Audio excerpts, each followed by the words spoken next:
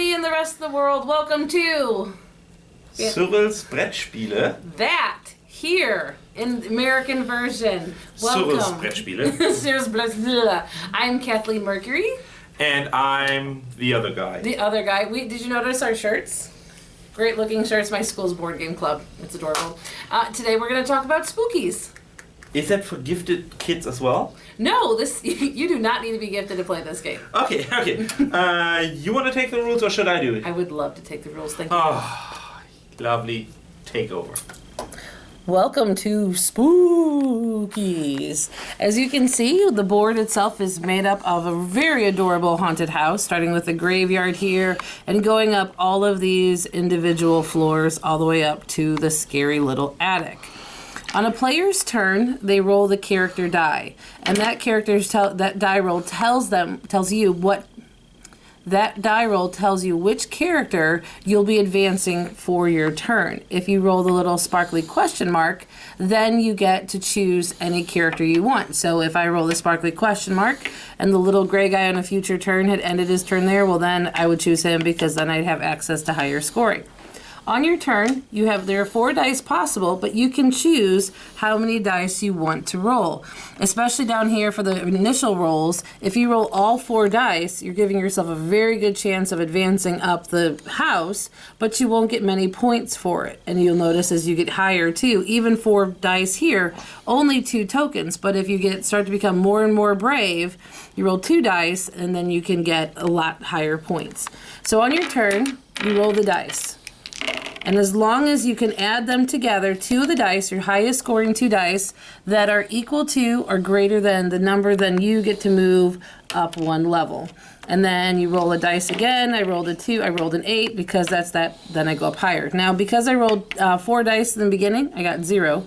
But on this turn, I rolled 2 dice, so I would get 2 from the supply, and I would put them in my personal stash. I would keep going until, keep it going, taking tokens, keeping going. Now let's say that I roll dice, and I always roll well when I'm not supposed to. So let's say I roll something really, really terribly. I rolled a 2.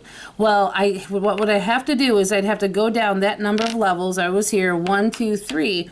But then I also would have to take 3 from my personal stash and put them there on the floor. If I run out of tokens, as I just did, even though I would have had more if I'd actually done the scores right, but if you run out from your personal supply, then you just put what you can.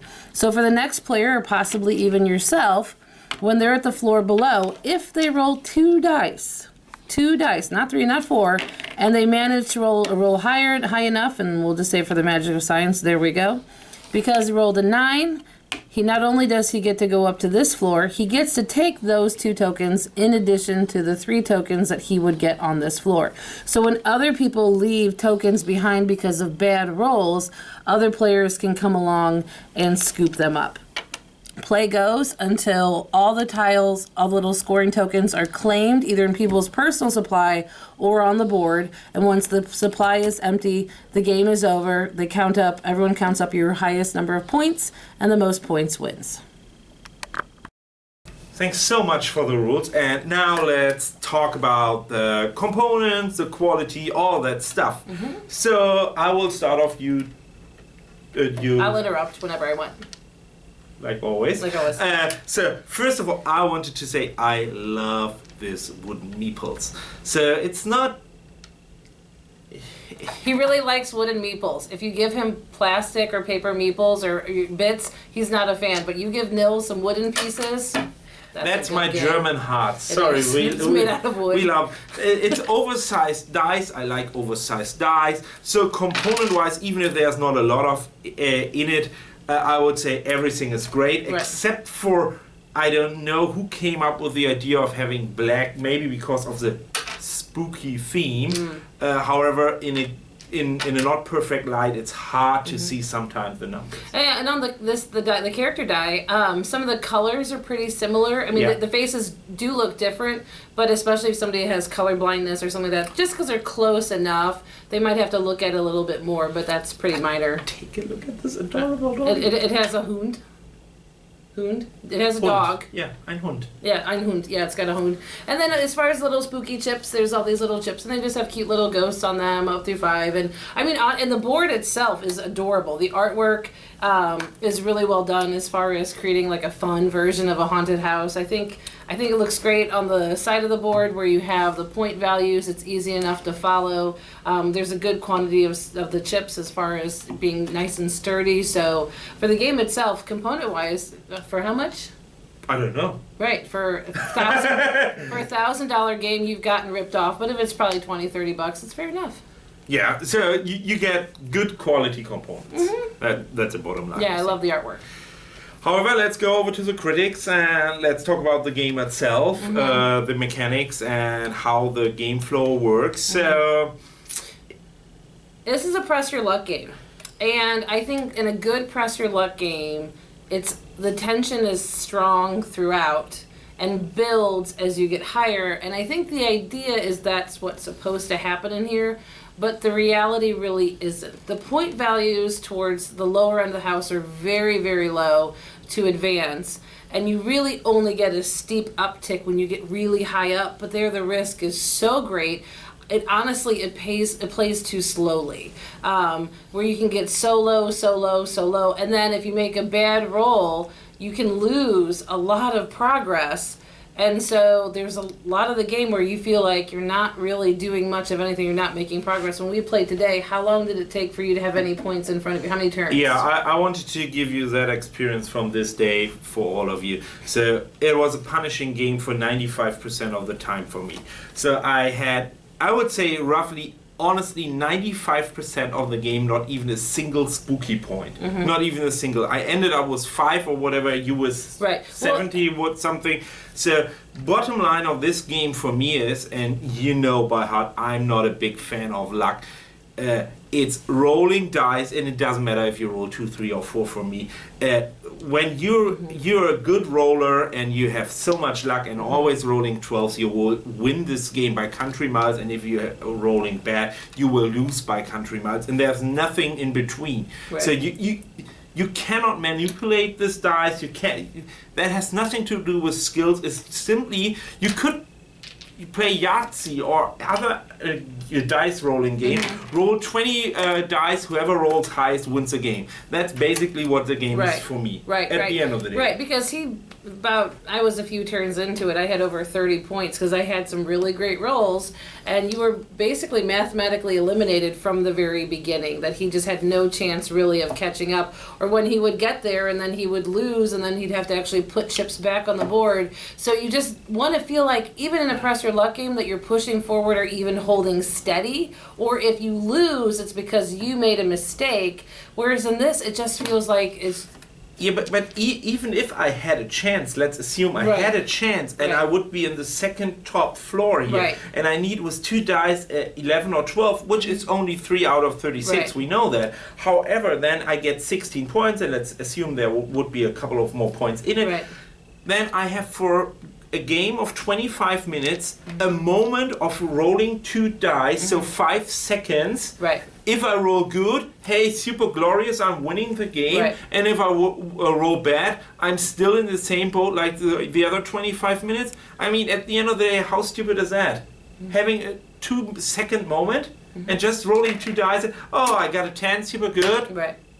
I think one thing that would help it is it's nice when let's say that I miss my roll and I actually have to put my chips back on the board. Well, it would be nice if those came from the supply instead of your own, because when you're not just, it's one thing to to make no progress, and can't stop. If you lose, well, then you still maintain everywhere where you're at. The fact that you actually have to give back of your own supply onto the board or what you've won can feel really, really punishing. And because the game plays long, I would almost say pull from the supply, put that on the board, and it's going to get a lot more chips into the game for people to win it more. It would go a lot faster. The plus would be it would go faster. The minus would be there's no way to stop when you're 30 points ahead.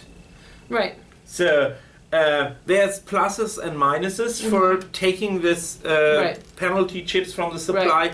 I would say simply skip 50% of the tokens and limit the game to 10 minutes instead of 25 punishing minutes.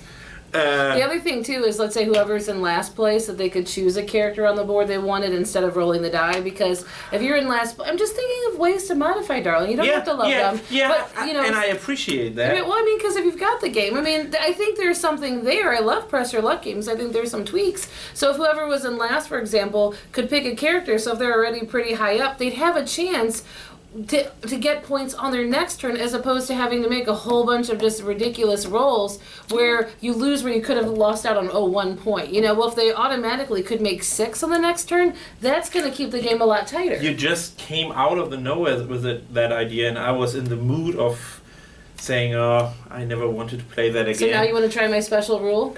I'm just thinking about when, for an example, someone is up here and I only roll 2 dice to get 16 points, and probably there are 5 in it, so to get 21. I mean, I can try that 3 times in a row, and just with 1 die. However, if I always have to start low, I have to have 5 good rolls in a row. Right. It's a good idea. It's a good idea to balance it a little bit out, but at the end of the day, it's still a dice rolling game, and whoever rolls good is good and rolling dice will win the game for me. So it would balance it a little bit, or bump it up a little bit. I think that is horrible this time, or. And yeah, you played badly. You rolled awful. Like, I mean, I would roll 12 and be like, all right, darling, I did it. Love. But I think one thing that is kind of interesting as someone who teaches middle school game design is this would be a good one for my students to look at, because, you know, really it's so close, I think, to being like, because pressure luck games are great.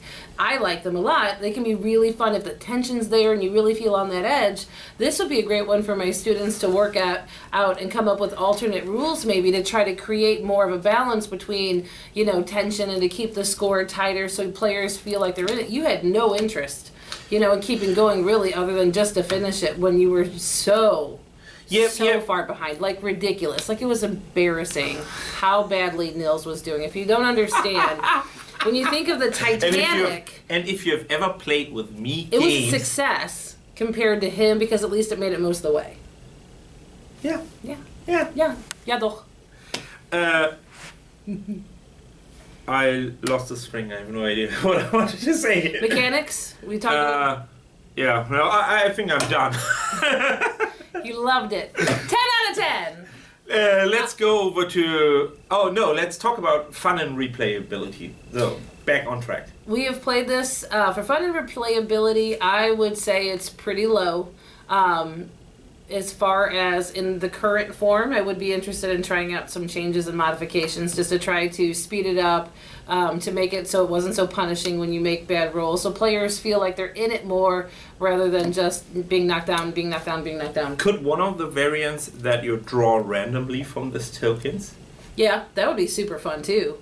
That would actually make it super fun. There are numbers 1, 2, 3, or 5 on it, and if you draw randomly number of tokens, so you have, sounds weird, luck multiplied with luck, but you have the chance to catch up. Right, and or you can do really, really well, like get 6, but then pull up 6 ones. You know, no, I think that's fun, because honestly, it's almost like in a haunted house. You don't know what you're gonna get, so yeah, why not? I think that's a great idea.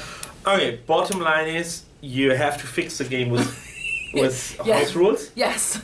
You're gonna have to massage this baby. You know, maybe if you have like a Ouija board at home, you can like figure out some way to combine the two or something like that. That could be fun. I mean, I really appreciate what they're trying to do, but I feel like, especially for older kids, you know, if HABA's trying to push it up into the next older market, I think there's not enough interesting decisions as it is right now for kids, or at least, honestly, not enough luck to make it but like super crazy fun, you know? That's right. Okay, let's do it quick and dirty. I think you know, you have a good feeling that I will not give a recommendation for the game right now, as it is. So I would say I jump out of the box here and say, for me, no. It falls totally short. So I had super expectations on HABA. I really like HABA. That's a great company. They produce so much good stuff for my little girl. But this is a game I will not introduce my little girl to. I think that's fair.